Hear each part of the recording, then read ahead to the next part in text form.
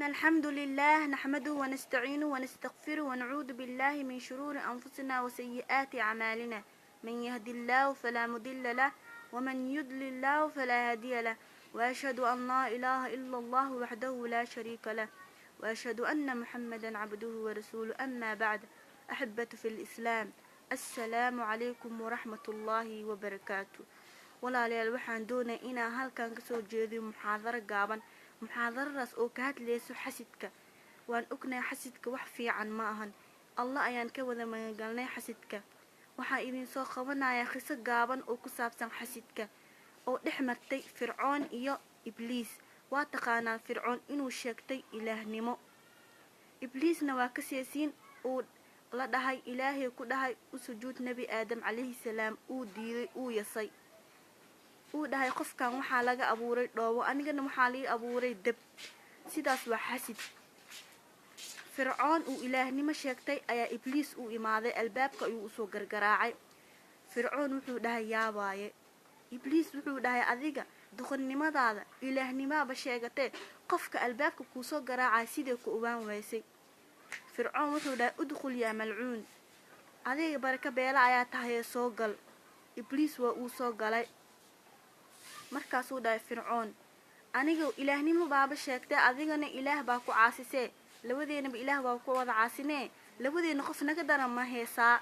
ibliis wuxuu dhahay haa, oo xasidka ayaa naga daran, xasidka ayaa naga daran. waayo wuxuu dhahay qof aniga ku shaqaysan jiray haddaa amarada xunxun samaysid, ibliis ayaa ka amar qaadatay. qof aniga amaradeeda qaadanay oo aniga ku shaqaysan jiray uu dhahay ayaa maalin waxaa dhahay adiga wax walba oo aniga ku amro waa sameysaa, ee maanta wax iga codso, maanta wax iga codso ayuu dhahay. qofkii ninkii wuxuu dhahay nin diriskeyga ah oo hal sac qabo kasoo dil. xasidnimadiisa nin diriskiisa ah oo hal sac qabo ayuu u quuri waayay. xasid taskawiya maa jirto, walcayaadu billaah.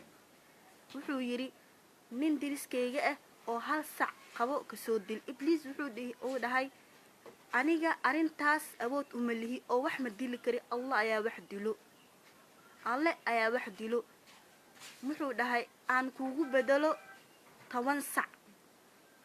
ibliis wuxuu dhahay maya, cafwan, ninkii wuxuu dhahay maya, 10 sac aniga uma baahni, hal sac oo ninkas qabale kasoo dil karta, 10 sac uma baahni.